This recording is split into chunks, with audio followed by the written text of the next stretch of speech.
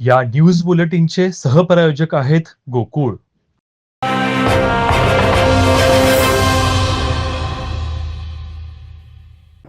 क्रांतिगुरु लघुजी तथा वस्ताद साळवे प्रतिष्ठानतर्फे कोल्हापुरातील शास्त्रीनगर येथील केएमटी वर्कशॉप समोरील बुद्ध गार्डनमध्ये बुद्ध जयंती साजरी करण्यात आली.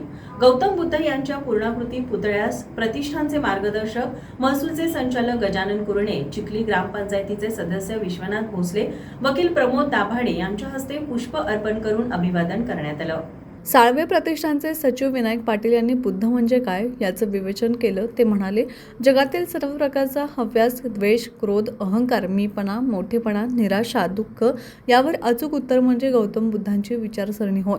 बुद्ध समजून घेणे सोपे नाही, पण खूप कठीण सुद्धा नाही, असं त्यांनी सांगितलं. यावेळी सतीश रास्ते, दावीद भोरे, हेमंत कवाळे, प्रतिष्ठानचे अध्यक्ष साळवे, प्रदेशाध्यक्ष राहुल गणेशाचार्य, अजित कावळे आदी उपस्थित होते.